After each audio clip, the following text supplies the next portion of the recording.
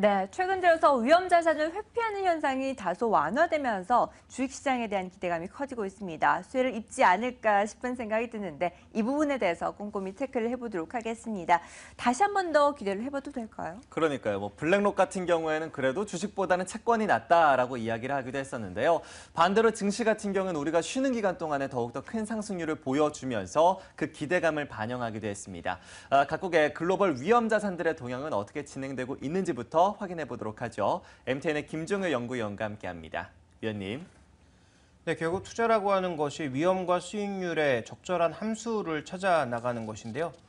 블랙록에서 결국 주식보다 채권이라고 얘기한 것은 채권이 많이 오를 것 같아서가 아니라 주식시장의 변동성이 여전히 높을 것 같아서라고 보시는 게 적절할 것 같습니다. 그래서 개별 기업에 투자할 때도 그 기업의 상황이나 매출 이런 것들을 잘 확인하자라는 그런 의견을 조금 전에 확인해 보셨고요.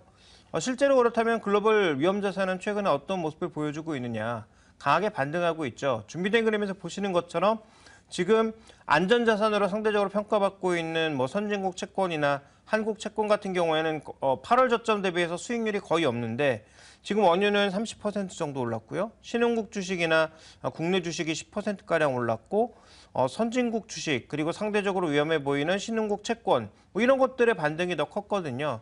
그런 과정에서 본다면 가장 많이 빠진 것들이 최근에 올라왔다라는 점 그리고 최근에 위험자산으로 분류되었던 것들이 반등을 주도하고 있다는 점이 가장 주목해 볼 만한 포인트고요. 실제로 이제 미국에서 거래되고 있는 구리 ETF를 보시면 거의 매일 갭을 동반하면서 반등을 하고 있거든요.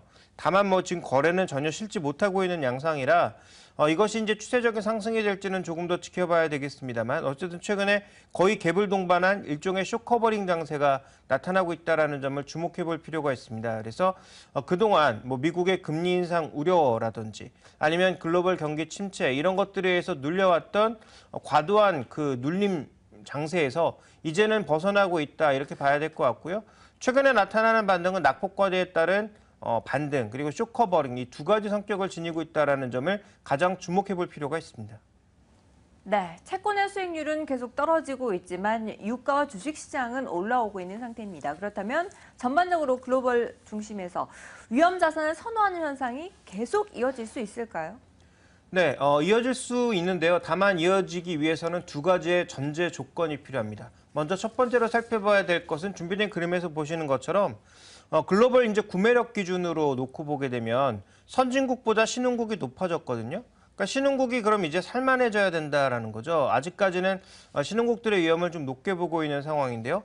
이 신흥국들의 이제 글로벌 수요가 회복되느냐 여부가 가장 중요하다라고 봐야 될 것이고 또 하나 그 수요를 이끌어내기 위해서 뭐가 필요하겠습니까? 선진국들의 정책이 유지가 돼야 되거든요.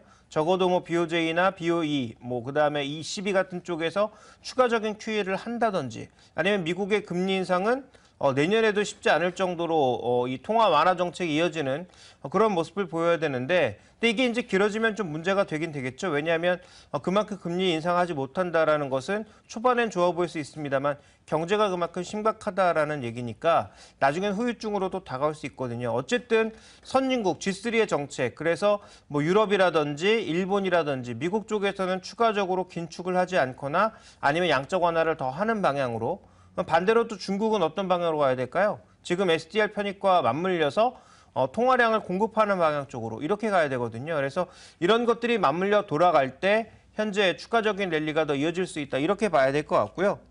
그다음에 이제 또 하나 좀 살펴봐야 될 건 이제 시장의 변동성인데 이 변동성 지표가 많이 내려와 있죠. 근데 중요한 건 뭐냐면 시장의 전체 위험은 줄어들었다라고 판단할 수 있습니다만 업종에 대한 변동성, 또 개별 종목의 실적에 대한 변동성은 여전히 높은 상황입니다. 예측 지자체에 대한 신뢰도가 많이 낮아지고 있거든요. 그러니까 이런 부분들에 대한 부담감은 미국이든 우리든 가림없이 남아있다라는 점을 주목해 볼 필요가 있겠고요. 그다음에 이제 또 하나 살펴봐야 될 건 미국제 10년물 추이를 보시면 안전자산이 과연 어디까지 랠리를 보여줄 수 있느냐. 이게 채권 수익률이니까 채권 수익률은 내려갈수록 채권이 랠리를 보인다라는 건데요. 최근에 기록했던 저점은 거의 1% 후반대거든요. 이 가격대에서는 거의 항상 탄력적으로 다시 올라가고 있는데 과연 이 가격을 깨고 내려갈 수 있을 정도로 안전자산이 랠리를 보여줄 수 있느냐. 이것도 쉽지 않은 그런 상황이거든요. 그러니까 전체적인 이제 시장 상황을 추이를 놓고 보게 되면 우리가 두 가지를 판단해 볼 수 있는 거죠. 지속적인 랠리를 보이기 위해서는 양적 완화나 추가적인 금리 인상의 지연 이런 것들이 필요하다. 그러니까 전제 조건이 필요하다라는 것을 살펴보셔야 될 것 같고요. 두 번째, 개별 종목의 위험은 여전히 높은 수준이다라는 것을 살펴보실 필요가 있습니다. 네, 뭐 전제 조건은 있겠지만 그래도 시장에서는 그래도 안전자산보다는 위험자산 쪽으로 좀 더 돈이 쏠리는 모습을 확인할 수가 있었습니다. 그렇게 된다면 신흥국 중에서 또 우리나라에 대한 증시에서도 긍정적인 요인이 될 수 있을 텐데요. 뭐 전 세계 글로벌 기관들이 계속 우리나라의 성장률 전망을 낮추고 있는 상황입니다. 이런 시장 속에서 우리 증시 어떠한 흐름을 보이게 될까요? 네, 일단 이렇게 위험자산들이 강세를 보이고 주식시장이 강세를 보인다면 우리가 가장 먼저 떠올릴 수 있는 업종이 바로 증권업종입니다. 그래서 증권업종이 좀 투자할 만한가에 대한 부분을 점검을 해보도록 하겠는데요. 자, 먼저 준비된 그림을 보시면 최근에 글로벌 IB의 한국 경제 전망은 어둡습니다. 연초 전망보다 무려 1%가 낮아지고 있거든요. 국가 성장 전망을 연초보다 1%는 낮춘다라는 것 자체는 그만큼 이들의 신뢰도가 떨어졌다라는 얘기고요. 예측력도 무시해야 될 정도로 낮아졌다라는 것을 의미하고 있습니다. 어쨌든 이 성장 전망이 이 정도까지 낮아졌으니까 더 이상 낮아질 만한 그런 여지는 없지 않을까 이렇게 좀 보셔야 될 필요가 있을 것 같고요. 어쨌든 이렇게 성장이 낮아지고 있는 국면에서 우리가 위험으로 봤던 가장 큰 위험으로 봤던 뭐 긴축이라든지 이런 것들이 없어지다 보니까 자연스럽게 이제 주식시장이 좀 좋아지는 모습을 나타내고 있고 그러다 보니 실제로 4주간 펀드 플로우를 보실 때 이 신흥국 쪽의 주식 그 동향이라든지 아니면 채권 동향 전반적으로 좀 보시면 여전히 매도 관점이긴 합니다만 지난주까지 매도가 급감하는 모습을 나타내고 있거든요. 그러니까 그동안 위험자산에 대한 이런 매도 압력 자체가 사라지고 있는 그런 형국이다 보니까 상대적으로 주식시장에 대한 관심, 또 주식시장에 대한 관심은 시황에 대한 관심이니까 그러면 이 증권업종에 대한 관심을 좀 높여가야 될 시기가 아닌가 이런 부분들도 좀 고민이 필요할 것 같습니다. 네, 성장 전망은 낮아지고 있지만 증권 업종에 대해서 관심을 가져볼 만하다라고 말씀해 주셨는데요. 그렇다면 증권 업종 안에서도 탑픽은 어떤 걸로 꼽을 수 있을까요? 일단 증권업종의 전체적인 추이를 한번 살펴보실 필요가 있겠는데요. 가장 최근 자료, 오늘 나온 자료거든요. 준비된 그림을 보시면 증권업종의 전반적인 이익 개선 이런 것들이 2015년도 한 3분기까지 이어지다가 4분기부터 떨어져서 내년에는 거의 평활한 모습을 나타내고 있습니다. 물론 이 예측치가 맞고 틀리고를 떠나서 트렌드를 이렇게 보고 있다라는 거죠. 올해 급격한 이익 신장이 있지만 내년에는 다시 평활하게 간다라는 것입니다. 그렇다면 뭐 증시라고 하는 게 또 주식이라고 하는 게 미래의 꿈을 먹고 사는 그런 이제 상품인데 미래에 이제 대한 전망이 이렇게 크게 좋아지지 않을 경우에는 우리가 뭘 봐야 될까요? 그렇다면 안정적으로 무언가 주고 있는 안정적인 가치를 좀 보장할 수 있는 그런 종목군들을 봐야 된다라는 거죠. 그래서 증시가 랠리를 보이면 증권업종이 좋아지는데 아무 종목이나 사는 게 아니라 실제적으로 지금 한국의 10년 국채 수익률과 배당 수익률이 거의 비슷한 수준까지 내려와 있는 상황이기 때문에 그렇다면 양호하게 배당을 주는 종목군들이 상대적으로 나올 수 있다라는 거죠. 그리고 어차피 증권업도 추가적인 구조조정이 나타나게 된다면 구조 개편이 나타나게 된다면 대형주 쪽으로의 쏠림 현상이 나타날 수 있기 때문에 실제로 대형주이면서 배당도 많이 주는 종목이 뭐냐 봤더니 현대증권이라든지 뭐 대신증권, 메리츠, NH 이런 쪽은 지금 4%가 넘는 배당 수익률을 예상하고 있거든요. 지금 정기 적금에 넣어놔도 2%를 뭐 상회하지 않는 정도의 낮은 수익률을 우리가 예상할 수 있으니까 1년에 4% 정도의 수익률이라면 충분히 매력적이라고 느낄만 하죠. 그렇다면 뭐 증권업종을 보실 때도 이들 업종을 중심으로 이들 종목을 중심으로 보시는 게 맞다라고 보고 있고요. 상대적으로 대형주 쪽에 좀 불거진 대형주 쪽으로 좀 편중된 그런 시장 흐름, 그런 종목군들의 편향 이런 것들이 지금 필요하지 않나라고 보고 있습니다. 네, 이어서 이제 글로벌 기업들의 이 움직임에 대해서도 좀 판단을 들어보도록 하겠습니다. 글로벌 기업들의 성장세가 다소 둔화되면서 이들이 집중하고 있는 곳이 최근엔 좀 M&A 쪽으로 몰리고 있습니다. 앞서서 뉴스에서도 글로벌 기업들의 M&A 소식 관련해서도 많이 전해드렸었는데요. 이들이 시사하는 점들은 또 무엇인지 우리가 어떤 점에서 좀 시사점을 찾을 수가 있을까요? 그러니까 이름만 들어보면 알만한 기업들이 서로 합치려고 하고 있다라는 거죠. 그러니까 뭐 GE캐피탈 같은 경우는 경쟁력을 상실해서 파는 거라고 할 수 있겠습니다만 그것을 또 인수하는 회사가 웰스파고입니다. 또 EMC와 대리 합친다라고 하고요.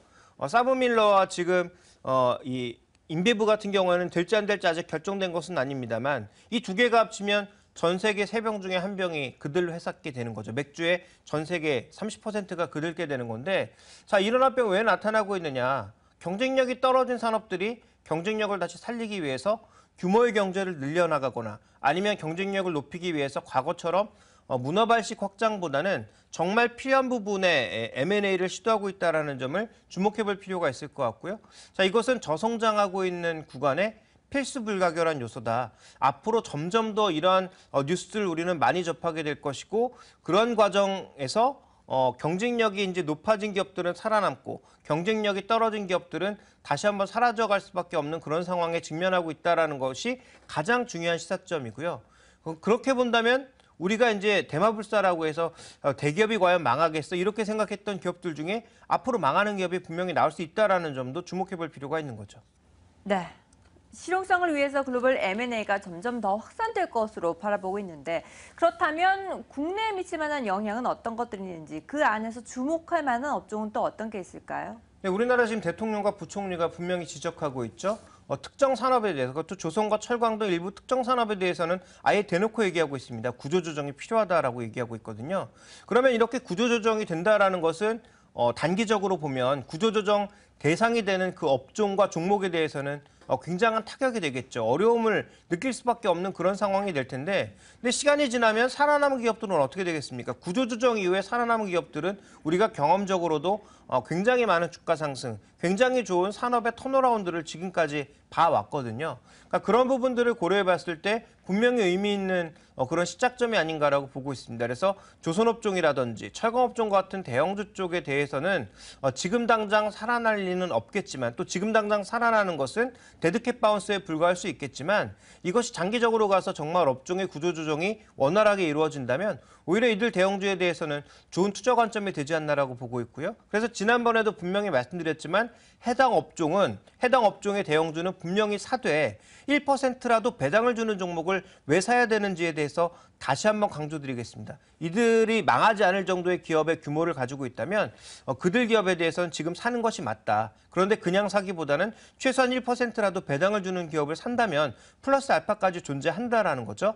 다만 투자의 기간은 짧지 않게 길게 가져가셔야 된다는 것도 다시 한번 강조드리겠습니다. 네, 이제 국내 시장에서도 뭐 시장 중심이나 아니면 정부 중심의 구조조정 가능성이 내비치고 있는 업종들이 있습니다. 이들 가운데에서도 구조조정 이후에 살아남을 수 있는 1등주에 주목하자라는 전략까지 소개해 주셨네요. 자, 이렇게 해서 글로벌 이슈에 따른 국내 시장에 대한 이야기 나눠봤고요. 이어서 국내 시장 전략 세워보도록 하겠습니다. 오늘 장선 전략에서 함께 확인하겠습니다.